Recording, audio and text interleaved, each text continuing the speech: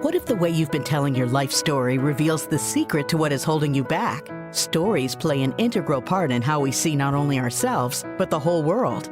Stories are more than just an important part of communication. They also reveal hidden aspects of our inner talk, which can either support us or end up holding us back from the very things we want most in life, without us even realizing it. Join author, mindset coach, and award-winning singer-songwriter Carrie Rowan on her show, Look for the Good, every Monday at 5 a.m. and 5 p.m. when she shares nuggets of wisdom from her internationally best-selling book, Tell a New Story, 5 Simple Steps to Release Your Negative Stories and Bring Joy to Your Life. Carrie's powerful stories and compelling guests will empower you to change how you look at your own life while giving you some powerful tools and tips you can use every day to help you feel better and move yourself closer to the life you've been longing to live.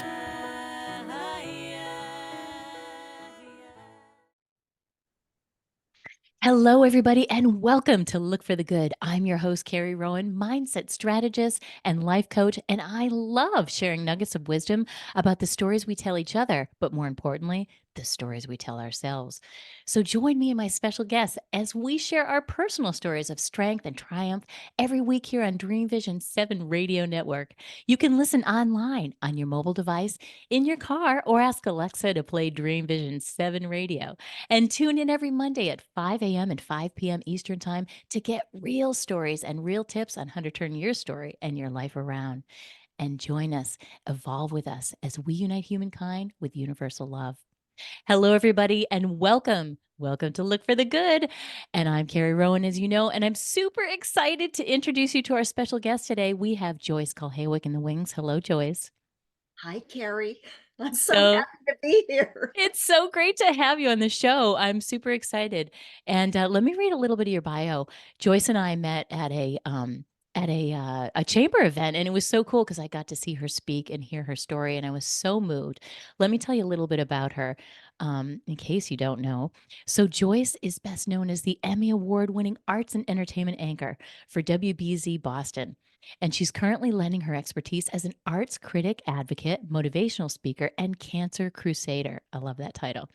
As the first arts reporter critic in the U.S. to appear every weeknight as part of a local TV news team, Kulhawik gave journalistic stature to arts reporting and greatly enhanced her station's commitment to community service. She's president of the Boston Theater Critics Association, a member of the Boston Society of Film Critics, and Boston Online Film Critics Association.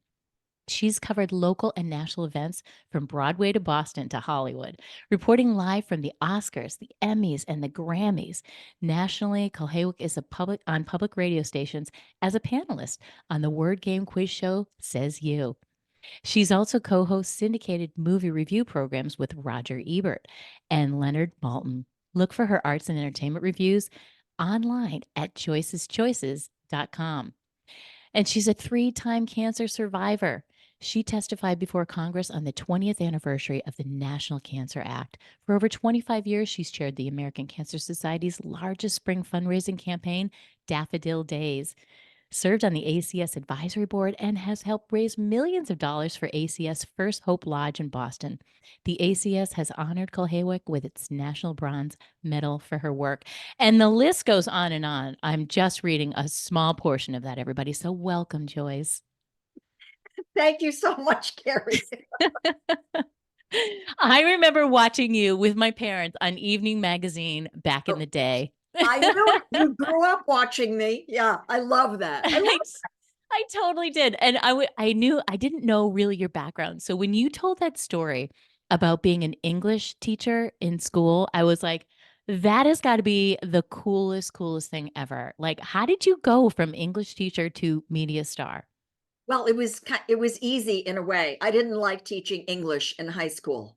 It's pretty simple. Uh-huh. I love the kids. I like the material, but there were so many things about that job that I didn't like. And I kind of always knew I didn't want to be a teacher, but I was interested in the arts, and I was interested in stories and narrative and movies and theater and music and dance and all of these things, and never knew how to bundle it all up. And I thought, well, teaching, I could teach. And so I tried it, and nothing about the logistics of the job appealed to me. I'm not a Mm. morning person. I mean, honestly, what time are we starting this? It's noon. That's me, the crack of noon. That's when I start to awaken. I mean, it'd be better if we did this at midnight, but I've always been a night owl. So teaching high school, Mm, having to be alert, and then the AWOLs and the paperwork and the emotional burden of teaching 165 high school students every week was mm, huge. They were mhm, 17 years old. I was 22. I was really young, and I didn't mhm. know who I was to them, a friend, a mother, a mentor, or what. It was tough. It I was bet. hard. I feel like I needed to be actually older and have more life experience under my belt. But the key thing I think for me was seeing how much the people around me loved doing this job. Mm, What a vocation it was for the teachers that I taught with, who were some of the best ever anywhere. I was a teacher at Brookline High School in Massachusetts, and that is one of the preeminent high schools in the country. And I could see what these teachers were bringing and the love they had and the commitment. And I knew I would never be one of them. I oh, knew that wow. I would never feel that way about this job. I mean, I knew it would probably get easier as I got more experienced, but I could see that there was an element there that this was not my path. Mm, And so I decided, with the guidance of my very instinctively smart mother, who herself always wanted to be a teacher but never did. mhm. She ended up being an executive secretary and an events planner. She was a very accomplished person in an era when women weren't out working full time. She was doing that. So I grew Wow. up with a working mother and a working grandmother. But when I said to my mom, I don't think I like this, but everybody's saying to me, stay there. It's a great job for a woman. You have your summers off. It's, blah, blah, blah, blah, blah. Mm, Easier. My mother said, Joyce, if you don't like this job, quit and get something you really love. And I knew she was right. And it was what I needed to hear. And I needed to hear it from someone whose opinion was really going to land for me. And that would be my mother, because I knew she could see me. She mm, saw who I was. And I quit cold at the end of 2.5 years. And I had the whole summer off. And I started looking around for work, and I explored a lot of different things, and I was in no rush. I thought, I don't care if I have to wait 5 years waiting tables or doing whatever. I mhm. wanted to find that thing that would make my heart beat fast, is the only Mm. way I can put it. I love that. Yeah, and I was young, and I felt like, and I was unencumbered. I was not married. I had no children. I could move anywhere, do anything. I thought, I got time. And I wish more young people felt like that. Take that time when you're kind of free and clear, Mhm. explore and take a chance and take a risk and make mistakes. And there are no mistakes. There are no mistakes. It's all just learning and refining the path. You know, Mhm. jump in one place and you say, I don't like this. So then you adjust, or I like this part of this, but not that part. And so it's all a big adjustment and a refining. And it continually changes through your entire life. Right? It's so true. I mean, I'm still choosing my path, refining my path. So there Right? is no getting there. We all know this. It's about the path, the Right. journey. These cliches are all true, but we Yeah. need to sort of understand them. So that summer, I was refining my path, Mhm. jumping in everywhere, and I had a couple of well, one day I turned on the TV, and there was this show on called Evening Magazine. The one that Love that show. I love that show, but it was a brand new show at the time. This was the late 70s, and Wow. there was no other show on television like this. It was the Mhm. first sort of feature magazine show that had people out in the field talking to interesting people and doing stories, and they weren't sitting behind a desk or anything like that. And it was brand new, and I thought, oh, look at that. I, I bet I could do something like that, but that was a fleeting thought.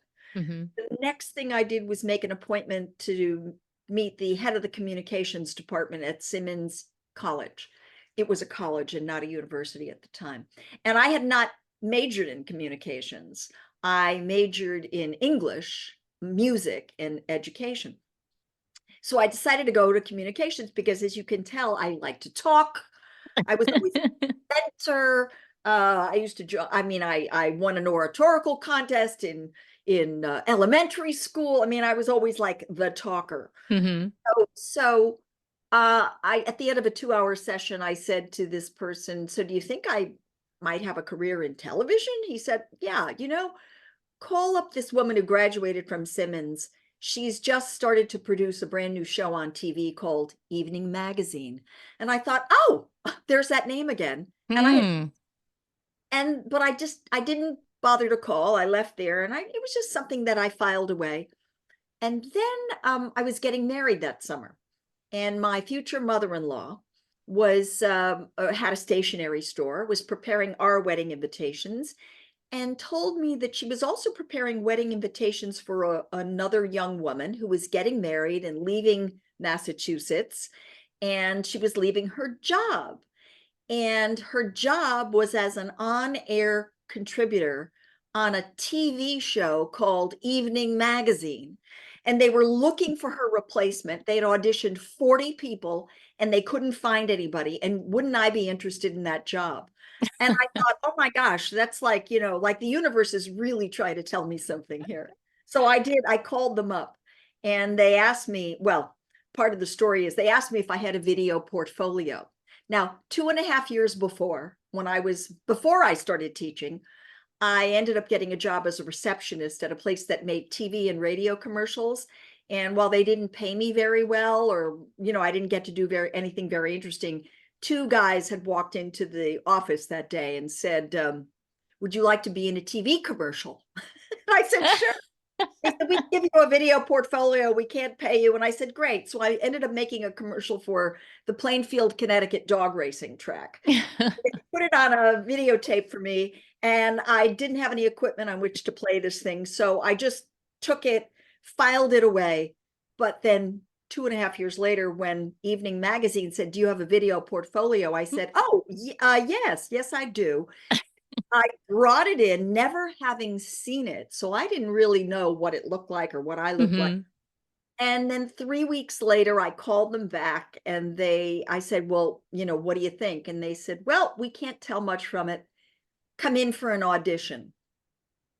So they told me to not wear black or white, to prepare an instant weekend, and to show up at the public garden at 4:20 on a Thursday afternoon.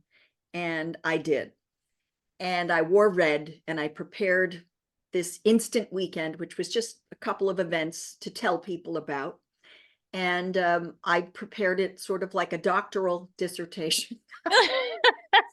I mean, I really got very detailed about it. I had it all out on index cards. I practiced, rehearsed, I decided on my outfit. And I got there and there were 12 women that showed up, and they were tall and blonde and voluptuous, and they had their modeling portfolios, and they were wearing spiked heels. And I'm like, oh my gosh, Joyce, they're not looking for you. They're looking for something else. But you have a good education. I had a master's in English, and I Wow. was a good student. Yeah. So I thought, well, I'll get a job behind the scenes. I can write and speak, all this stuff. And I got in front of the camera and they put the mic on me. And I remember being very, very nervous all of a sudden because it was a camera and a microphone. And I thought, well, of course, it's TV. I forgot everything I was going to say. And I mean, it was even like, hello, I'm Joyce Kulhawik. I mean, it was terrible. And the index cards were going in and out of my pockets. And it's terrible. I couldn't wait to get out of there. And I pulled the mic off the end and I started running really quickly. And the producer jumped out of the truck and came chasing after me and said, hey, come back here. I think you've got something we're looking for. Wow. And I said, what? Amnesia? I mean, I forgot everything. He said, no, just get rid of those cards. Come back, stand in front of the camera. We're just going to ask you a couple of questions.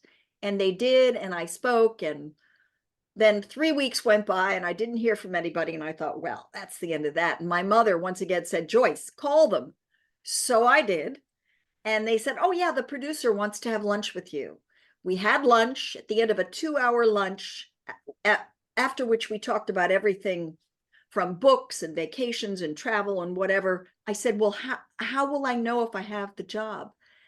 And he said, Joyce, you have the job. That's why we're having lunch. So when I told you I was clueless, with no experience, no connections, not an idea, except I was just checking things out, I landed a job in the 6th largest television market in the country, where people spend years trying to get to. This was my local station. As an on-air person who also had to produce my little segments, which for me ended up being very easy because I was a writer. So I already knew how to write and tell a story and organize written material. And because I was a movie buff and a theater buff, I already had a visual kind of vocabulary. So I sat there with the editor and I could edit my stories with this person. And then I had to go out and deliver them on camera in short little bursts. So like a couple of minutes a week, which was just right for somebody just getting their feet wet. And I did that for about 3 years. And I have to say, from the minute I walked in the door at the TV station, I felt at home. And this is, I think, what we have to remember about everything in our lives. I mean, finding a partner. My husband now of 45 years, I immediately felt at home with him from day one. The job, I felt at home. You know your close friends, even if you lose touch with them for a while or whatever, when you talk with them again, you're home. There's no catch up, there's no awkwardness. So this felt instantly wonderful. And after 3 years, I was promoted into the news department, and they said, we want you to be our consumer reporter. And I said, oh, okay. They said, well, this is a promotion. And I said, yeah, but I'm not really into consumer issues. I mean, I can learn that for you and deliver it on the air, but I already had a job I wasn't crazy about, so I wasn't going to do that again. And they said, don't you understand this is a big salary? But I said, yeah, well, no. Sometimes you have to know what to say no to. So that true. you leave room for when it's time to say yes. So Yes. something can come in. And Yes. I said, here's what I would do for you. The arts coverage, movies, theater, music, dance, the visual arts, all of it. They said, oh. 6 months later, they came and said, yes, we're going to do that. You're going to be the person who does it. You're going to do it on every newscast. You're going to do it at 5:30, 6, and 11. And I invented this whole beat in 1981. And I do think I was the first full-time arts and entertainment reporter as part of a regular newscast every night in the country. Wow. And it was the same year that Entertainment Tonight went on the air, 1981. Wow, So they really? were doing this nationally. I was doing this locally, but I was doing something a little different. I wasn't just reporting like showbiz and who was seen at what restaurant. In fact, I wasn't reporting on that at all. I was doing real reporting on what artists bring to us, what they tell, what theater is about, analyzing something from a critical point of view, which was my training and my own bent. I mean, I always like to figure out what things mean, what people are saying. I mean, I think the universe is full of information for us. We just have to sort of pay attention. Yeah. And Be open. open, and artists are channeling things all the time. And this is not anywhere in the arena, but WBZ TV, which was the NBC affiliate at the time, and now the CBS affiliate, decided that this was a valuable part of the community to reflect. And absolutely, so it was no longer just news, sports, weather. It was news, sports, weather, and arts and entertainment. Yeah. And that became a very competitive beat for 30 years in our market. And it was so important and so revolutionary at the time that the New York Times actually wrote an editorial about this that I still have. And we started a whole public service campaign called You Gotta Have Arts. And Remember it. Oh yeah, went on for a long time. Yep. And gradually, as TV more recently in the last 10, 15, 20 years has diminished local television, because TV has expanded. I mean, there are so many more stations now, cable stations, streaming, so many more outlets, that there are no longer just 3 stations to watch. There are 1,003 stations to watch. So revenues start diminishing, and then they start cutting back on everything they think is non-essential. And of course, the arts were the first to go. Yeah, which is so sad It's ridiculous. because it's really the most important, like you said. Well, I always felt that. Not everybody agrees with us on this point, but it is. It's the most important. We learn about life through the arts, right? It is at least as important as the weather, yeah, as sports, and as your local school, your local news. I mean, a cat up a tree is one thing, but Baryshnikov dancing on stage is something else. Yeah. And it's all important. It is. But the arts are traditionally thought of as a frill. And of course, they are not. It is the way in which we connect to each other, past language, past our specific orientation, through music, through dance, through theater. It's the way that the culture has of speaking to itself. We see ourselves reflected in the movies and on stage, and it creates conversation and ideas and a sense of community and empathy, which we need. We connect. I mean, it's crucial, and we learn how to think creatively and outside the box. So I mean, there's tons of data on when you have arts education as part of your foundational education in any school system, kids blossom and can take that method, that mode, that way of looking at things into other arenas of their life. And for some kids, this is the only way, the only language through which they can communicate. So, I mean, I could go on and on and on about this, but for me, it was vital. It's not a frill, and it's not showbiz, I mean, that's like, part of this whole thing we call entertainment, but it's so true. Much deeper than entertainment. Yeah. Agreed. Absolutely 100%. And as an artist myself, and it's vital to the development of the mind. It's one of the very few full brain functioning things that kids can do, left brain, right brain integration. And it really does. I mean, studies show, like you said, it increases intelligence. It's on the list of one of the ways that you can be intelligent through music. It helps our brain actually integrate information. I mean, they do know that in musicians, that corpus callosum in between the halves of the brain is actually thicker in musicians. Absolutely. And yeah, there's a way of creating new pathways, et cetera, which is why I believe that, playing certain kinds of music for infants is very important to their development. It's what they can use with stroke victims to help them learn how to walk. I mean, I've seen this demonstrated, and because now we have technology to help us actually quantify some of what has only been anecdotal to date, we can actually have data that shows what the effects of arts are on the actual organism. I mean, not to mention economically what the arts do for communities, et cetera, and these are all kind of ancillary things, but it is foundational. And it really is. Yeah, I love that. I'm always putting this message out there, and I feel like I'm an instrument, if you will. No pun intended, but actually every pun intended. Yeah. Communicating this material, and that artists, artists can speak through me. I try to channel what they bring through their work and then write about it on my website, joyceschoices.com. I love that. Yeah. So, because I never felt like, even though I studied piano and I played piano and I sing and I dance, I didn't feel like I wanted to make my way as an artist. And I don't know that I had gifts enough to be Baryshnikov or whoever, or to sing like you sing. But I knew that I was familiar enough with this arena to be able to carry these messages and amplify. And maybe that's what I do best. Amplify the good things. I love the name of the theme of your station, of what you do. Look for the good. That has always been my impulse. I love that. I'm an eternal optimist. I believe in the good. I look for the good. I think everything is possible. We just have to figure out how. That's all. I love that. And on that note, we're going to break real quick. Don't go anywhere. Anybody, will be right back with Joy.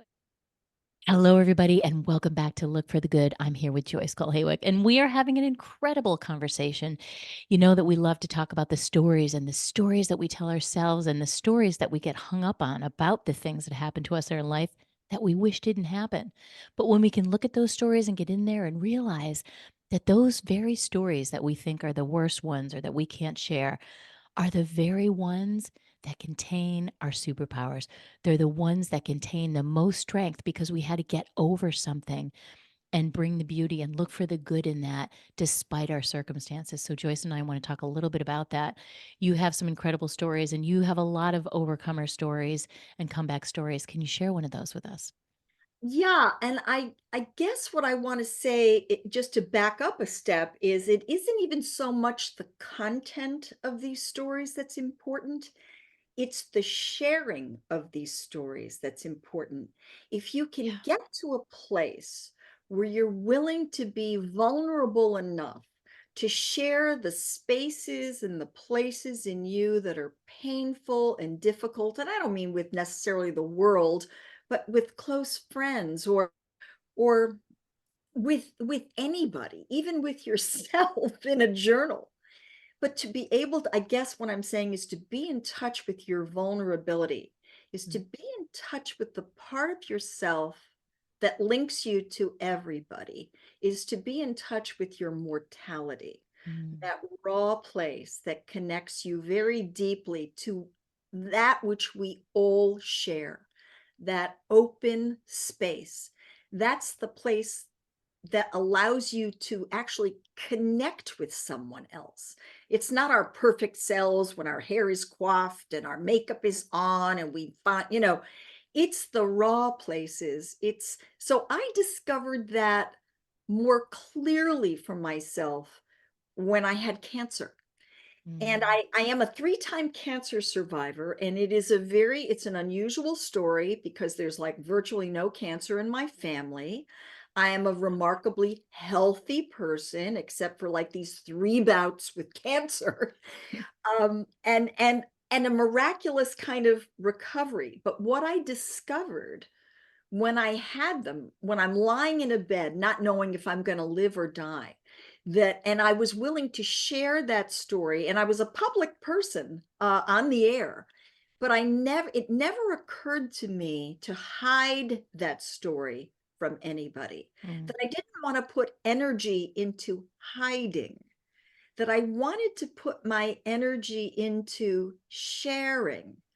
And even though this happened to me like 30 or 40 years ago, when people weren't really talking about cancer, I don't know why, but it never occurred to me to hide it.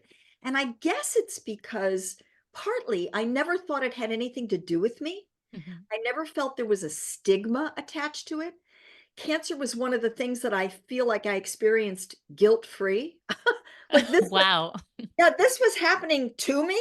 Somehow my body was like trying to kill me or something. I mean, like I didn't identify with it. It was a problem to be solved. That's how I looked at it. Like for some bizarre reason, I have this disease. I didn't spend a lot of time thinking about why me or poor Mm, me mhm, or being angry because life doesn't owe you anything. No one owes you anything.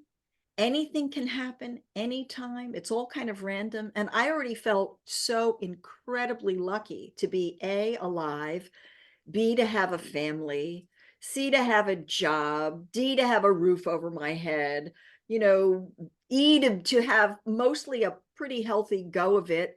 Like, well, why not? Stuff happens to people all the time.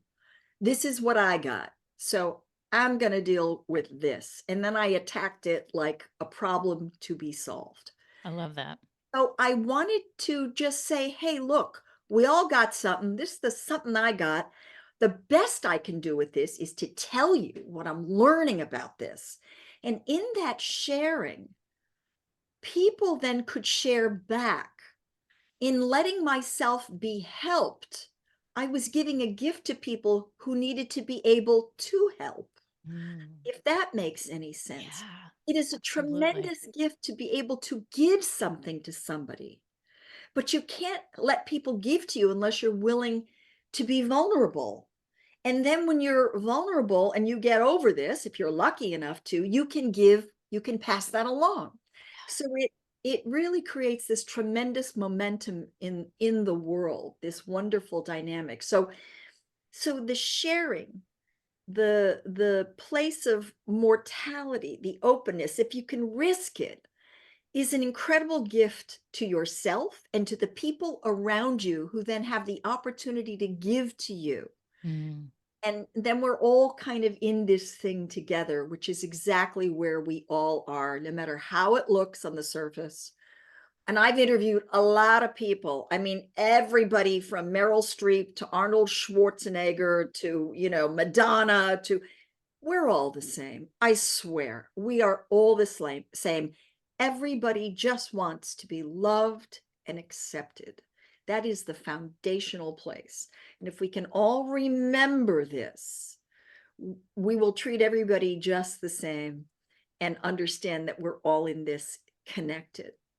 So my cancer for me was a great gift, and I'm lucky enough to be able to continue to share what I know about it. And I learned an incredible amount about um, dealing with a problem like this. Mm. So the first time I had cancer, I was 26 years old. It was about 10 days before my wedding. And it was a double wedding. I was getting married at the same ceremony with my brother, who was also getting married. And he and I are very close, always have been, still are. He's 2 years younger than I am.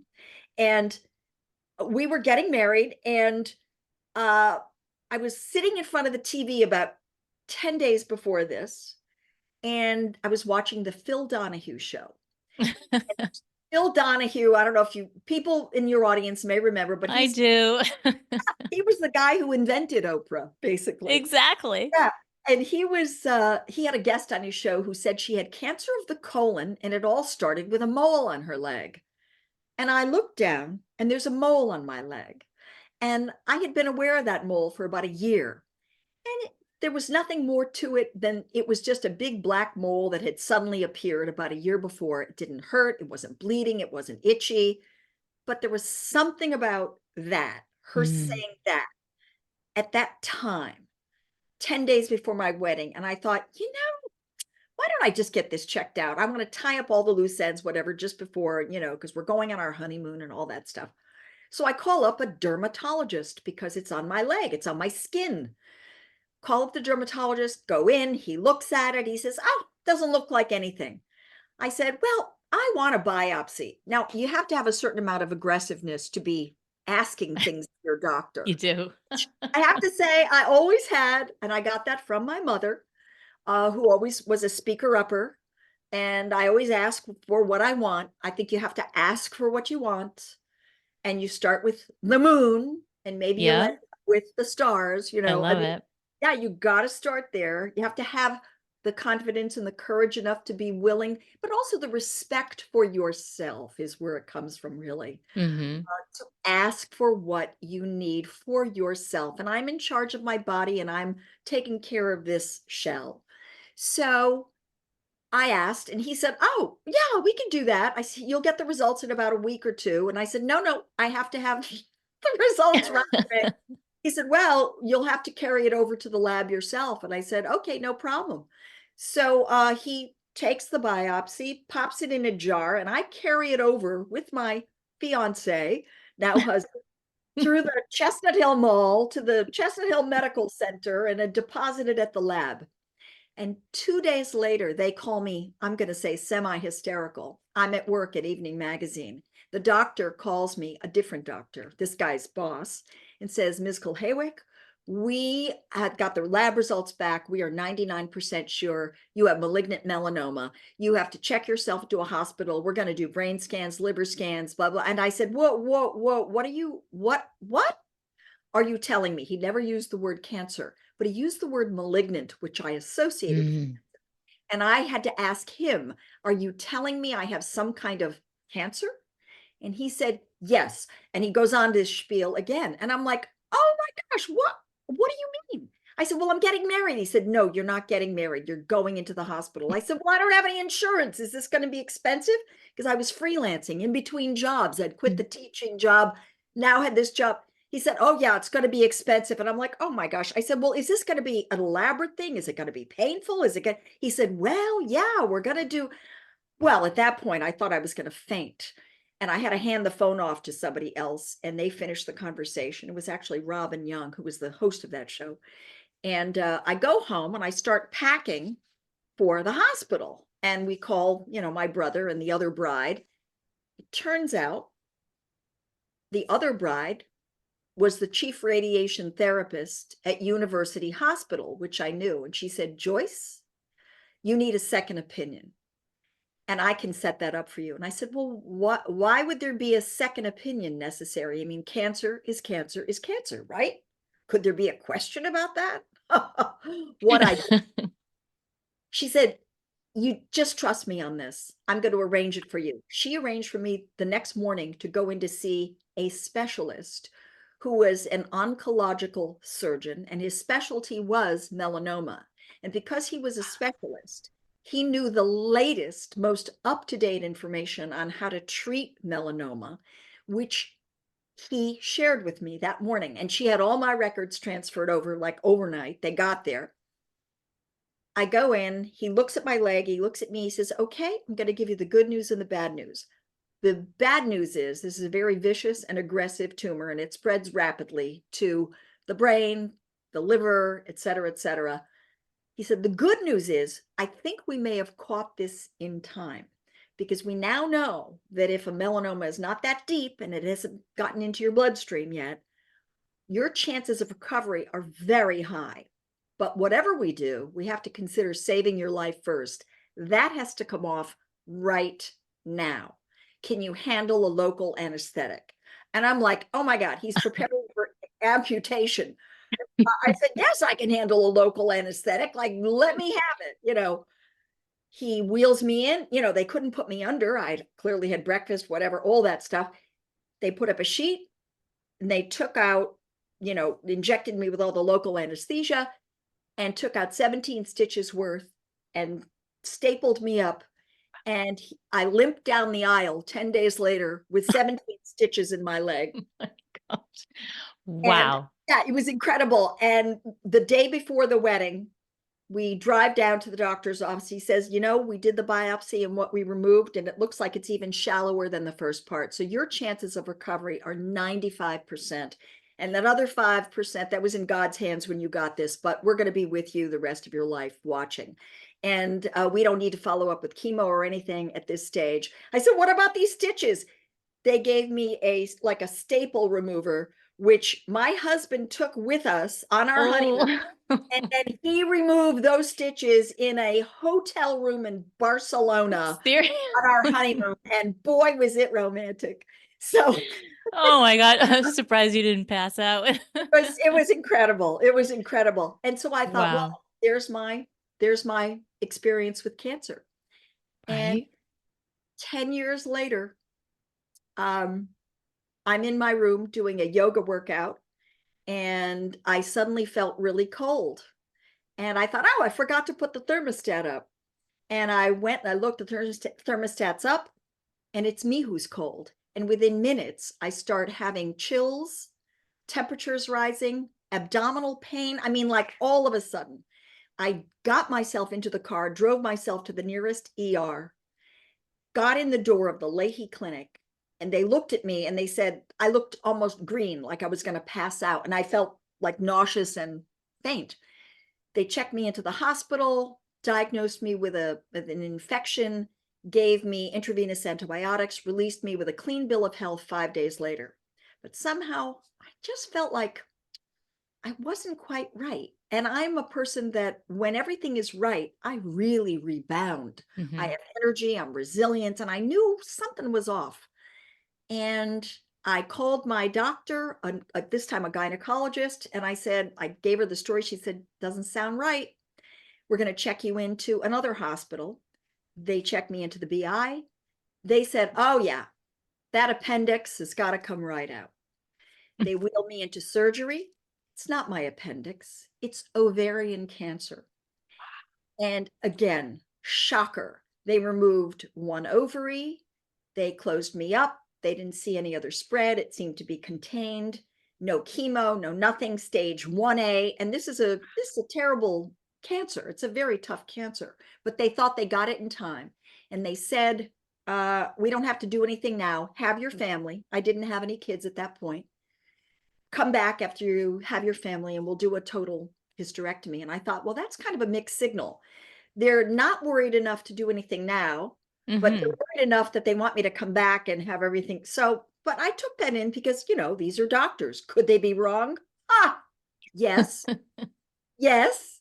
So, but you know, doctors know what they know. They And do. it's on a sliding scale, and there are more informed and less informed doctors. So that decision actually nearly cost me my life, because a year and a half later, I'm on an airplane to Nairobi. We're going on an African safari, my husband and I. And as the plane is coming in for a landing in Nairobi, I am racked with abdominal pain. And I'm like, oh my God, this can't be it. Could it? Is this the flu? Did I eat a bad clam? I mean, what happened? Do I turn around and fly all the way home? Do I check myself into a hospital in Nairobi?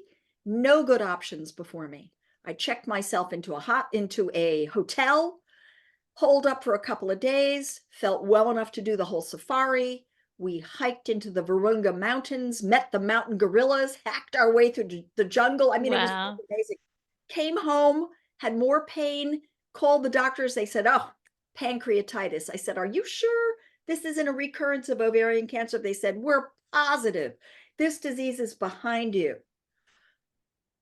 But they did a test, a CA-125, and that came back elevated, really elevated. And that's a marker for this disease. It's not a diagnostic tool, but it's a marker. And they said, we may have made a mistake. We think this is a recurrence. They scheduled me for surgery. I didn't make the surgery. The night before the surgery, I had more abdominal pain. And this tumor now had ruptured for the third time. And it was everywhere. And they rushed me into surgery. And this time it wasn't stage 1A. It was stage maybe 1C or 2A, but it was touch and go. And they didn't know what the prognosis was going to be. I had to wait that out for like 5 days. And then they came in and said, yep, it's stage whatever. You're going to have 6 months of chemotherapy. And then, you know, we'll see what happens. But I have to say that 5 days while I'm lying on that bed, just hoping, oh my God, if I could just take a walk in the woods this fall, I'll be grateful for that. It's amazing how back to zero we get, how the fundamentals immediately percolate up. Unbelievable. What I also learned, of course, was that people can be wrong, that we need to challenge, that we need to ask questions, we need to get second opinions, and third opinions, that medicine is an art and a science, that new information, especially now, is coming in all the time. That was 30 something years ago. And I have never had a recurrence since. I watch myself carefully. I'm not paranoid, but I am vigilant. And you just do the best you can with what you got. But that's what I learned. But the most important thing was that there is a tremendous font of love and support out there for everyone.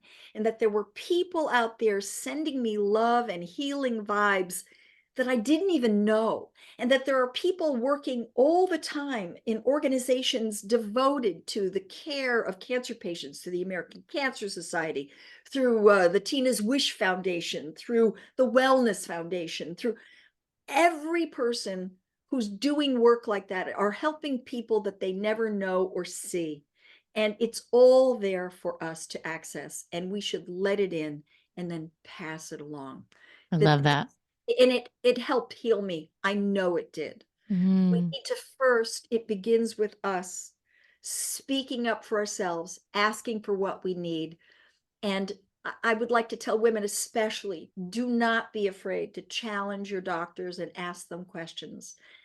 Good doctors welcome second opinions.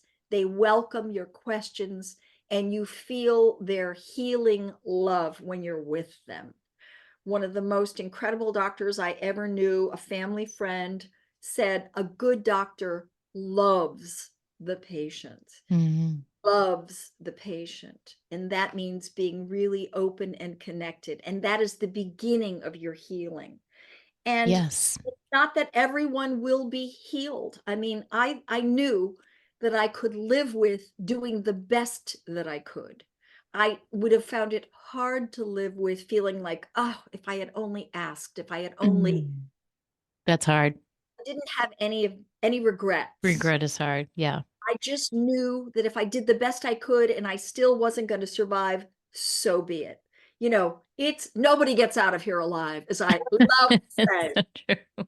That's it. That's the human I condition. love that. It's so true. The best we can, forgive ourselves, be open, share, understand we're all in this together, and help each other as best we can. Yeah. There's nothing more than that. I That's it. love that. I love that. And I know you guys are hanging on her every word. Don't go anywhere. We'll be right back after a word from our sponsor. Mm. Hello, everybody. Welcome back. Welcome back to Look for the Good. We're here with Joyce Kulhawik. Your stories are so moving. And one of the things that I really surmise from all listening to all your stories is you have this innate sense, this real deep belief in yourself, this positivity, which we talked about before, but where you said things like the cancer was something that you needed to solve. You sort of can look at things objectively. I love to talk to people, right, about what they say to themselves. Go ahead, you've got an idea. I want to hear it. Yeah, I mean, I did look at the cancer kind of objectively. I never spent a lot of time, as I said, thinking, oh, why me? Why not? But I think a couple of things occur to me. I think I was very lucky to have parents who believed in me and my Mm. brother. I mean, I had a really good foundation. Working class parents who worked hard, and we were the center of their lives in many ways. I mean, they just thought we were it and supported, but also required a lot of us. I mean, we were not spoiled kids. I worked, we all worked, working to achieve. But my mother would believe in me in ways that before I believed in myself, I'd say, could I do that? And she'd say, Joyce, of course you can do that. She she would say, you're going to do this. And I'd say, really? I mean, she had me going down to the credit union at age 9 on the bus. I mean, you wouldn't do this now, I guess, but Right. like my uncle was like the one of the bus drivers in town, so it was like more of a small town, although it was Bridgeport, Connecticut. And I would show up at the credit union to pay the bills, and they would look at me like, who, how are you? You know, That's but awesome. I said, can I do? And my mother would say, you're going to do this, and then you're going to do this. And they gave us responsibilities, and I had chores and I did them. And they weren't hovering all over us with, your homework and this and that. They told us what was expected, and we did them, and they all had expectations. So there's partly that. Also, Mm. I had an incredible living example in my mother, who was a working mother, had a full-time job, and my grandmother had a full-time job. So I came from a long line of working women. And my father, who was a full-time working father, was also very proud of my mother's working. So there Mm. was this male component. There was the man and the woman side by side. And my dad shared in household chores. I mean, this was in the 50s and the 60s before we Wow. did this. And we didn't think of it as anything special. My father changed diapers and gave us baths, and he worked 6 nights a week. I mean, and my mother worked all day. And so obviously, Richard and I, we were also working. That was what the family did. And so there was that. So that was a fabulous example and a foundation that I had that I was very lucky to receive. Um, and then there's something about being optimistic. I was raised as a Catholic. I no longer am a practicing Catholic. I don't appreciate all the rules, et cetera. And I'm not crazy about all the bureaucracy of the church and all of that stuff. But the foundational teachings, Christian teachings. And when I say Christian, I mean what Christ taught, loving, being open to everyone, And this is something I think that all religions share in the most foundational way, not the business of any church or any religion, but the Right. foundational beliefs, which are in the good, in the shared humanity of all of us from every persuasion. This is the non-specific religious belief system that I currently have. And I had that. I mean, my earliest desire was, I think, to be a nun. Really? Yes, I wanted to be a nun. And That's we awesome. lived right behind the church and the convent. And I loved that the nuns lived in community with a spiritual goal, and they were so gentle and loving and whatever. But then in my junior year of high school, I got elected to be president of my class. And I was like, really? They want me to do this? And I took to it like a duck to water, as they say. And I realized, wait a minute, I can't be a nun. I should be out in the world. So I think it's allowing yourself to be tuned into your own stuff, what Mm. your gifts are, what your skill set is, and these will change over time. So I believed in, I guess I always believed in possibility, that the world was open, and that I wanted to be the most me that I could be, whatever that was. I love Uh, that phrase. so there's that, and I didn't know what that would be, but if you sometimes lay back a little bit, know when to say no, know when to say yes, and if you don't know, try, just move. If you're stuck, take a step. It'll become clear immediately, whether that's forward or back, Mm. and or whether you need to adjust that path or not. And for some reason, I'm thinking of this funny story, which I think taps into a lot of pieces about this. I I was about to interview the great ballet dancer Rudolf Nureyev. Now, Rudolf Nureyev predated Baryshnikov. He was a Russian defector, and he was a brilliant dancer. He was maybe the first Russian dancer that defected that we were all aware of. And he was coming to perform in Boston, and I wanted to interview him before he got to Boston, and he was stopping in Saratoga first. And we called up, we asked if we could interview him. They said yes.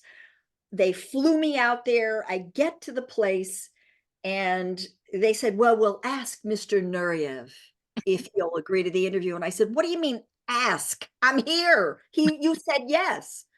And they said, well, whatever. So they walk over to Mr. Nureyev, and he's looking over their shoulder at me and saying, so the woman comes back and she says, yes, Mr. Nureyev will talk to you, but you it'll be 20 minutes, and make sure he's fully engaged, because if he gets bored, he's going to get up and walk away. And I thought, oh, wow, no pressure on this.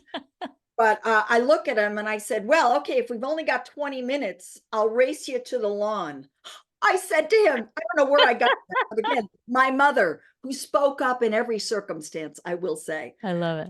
Yeah, I mean, as a little aside, my mother once said to a doctor, this doctor said to her, who are you to ask me questions?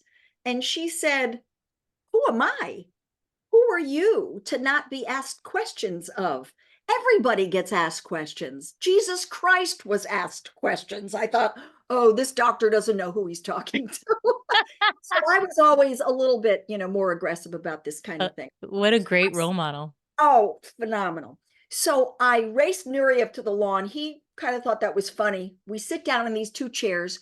We end up having a really good conversation. And he, as an artist, was very open and very passionate about dance. And he talked to me like from the soul, from the heart. Ooh. And I thought, wow, okay, this is phenomenal. And I thought I better end this before he gets bored. And I reached out, I said, Mr. Nureyev, thank you so much. I reached out to shake his hand. He leaned in, he shook my hand. I leaned back in my chair, and my chair goes right over. No. Right back. We're outside on the lawn, and my legs go flying up past the camera line, Oh, and I'm lying on my back in front of the most graceful man in the world. And my cameraman jumps up and he says, Joyce, get up. And I'm looking up at the sky, and then I see Nureyev's head come in, and he's looking at me, and he is laughing. And I then start laughing and I said, well, if Mr. Nureyev would help me, I would get up. And Nureyev reaches out his hand. I grab his hand. He lifts me up and says, ah, an arabesque. And I said, you can use that anytime you want. What That I is take awesome. from this is sometimes you will end up falling flat on your face or flat on your back. Accept the help you are given and get up. And you never know what kind of dance you're going to do. That is You know, beautiful, yeah, Joyce. I want I to mean, clap right now. it was hysterical. It was hysterical. It could have been the most embarrassing thing in the world. And you know what? Who hasn't fallen down on stage, right? Right? Of Who course. hasn't fallen down in life? Who hasn't made a fool of themselves somewhere? Forgive, take help, forgive yourself, forgive others. I'm still learning that lesson. That's what I work on all the time. Just be gentle with Yeah. yourself and with That's those. the one. Yeah. Be compassionate, right? That's where it starts. It starts here with ourselves, being compassionate for who we are, what we've been through, what we're dealing with. And when we can be compassionate with ourselves, that's where it's born out of to give it to other people. Well, exactly. And then people see that, and people, more than seeing it, people feel that when they're Mm. not being judged and when you're not judging yourself. And this is a very hard lesson for me. I mean, so they say we teach, as you said, teach best what we need to learn. Mhm. All this stuff I'm saying, I'm still learning this. We all are. It's so Yeah, true. And then, as you said before, that's why I wrote my book really for myself, right? Because we teach that which we most need to learn. absolutely. You know, when you're aligned in a certain way with yourself, it's kind of like what rainmakers do. It was the best description of rainmakers I've ever heard. I said, what is it about rainmakers that makes it rain? And I think it's something like when you are so in harmony with what is around, that what needs to happen can happen. Mm.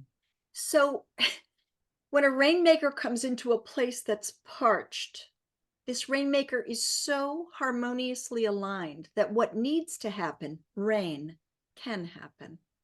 And I Mm. think this is so true for us, that sometimes we don't need to go in there and solve and meddle and, it's kind of like the I Ching lesson.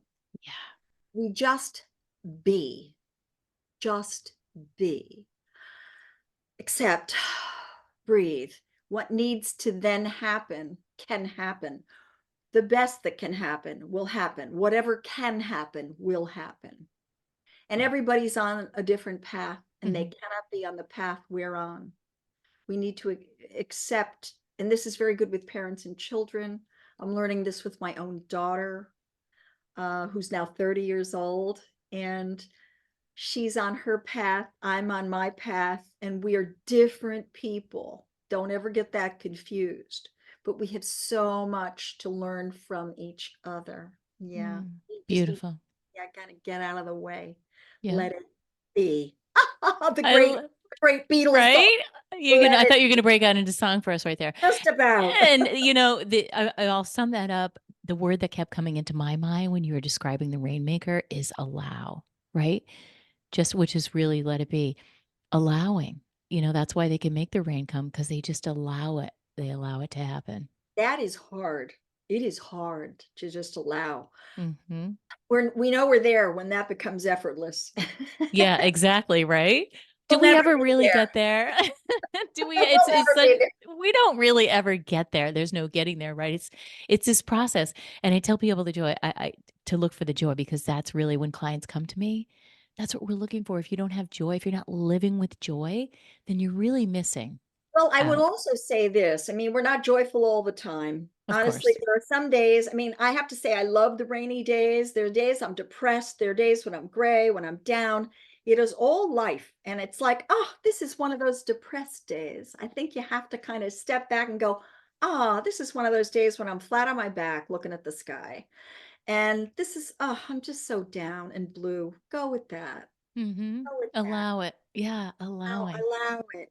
It's just part of, we're still living. I mean, we're living. That is the most incredible thing, isn't it? We don't have to be Yeah. here, but we are. Wow. Wow. Whatever Right? kind of day this is. Yes. Yes, I hear a lot of gratitude in everything you're saying, a lot of reflection back on gratitude. We talk a lot about gratitude here. And it's even for the littlest things when we're pushed up against the wall and all of a sudden all those big things, like you said before, you really dial it back down to the basic. I'd really just like to go out and walk tomorrow. And we can do that. We can do that today. We can appreciate what we have today and find what's good. How and Yeah. how. Yeah. Beautiful. This has been such a beautiful conversation. I have enjoyed this. I'm Thank giving you a you. big virtual hug right now because Thank I you. just so appreciate you sharing your heart with us today. Yeah, and to all these listeners out there whom I cannot see, I feel you, and I hope you feel me. And we need to keep this going throughout the world, through the universe. Agreed. Agreed. Amen on that. And thank you so much, Joyce, again for coming on. Very And remember, everybody, remember, it is never too late to live your best story. So be well.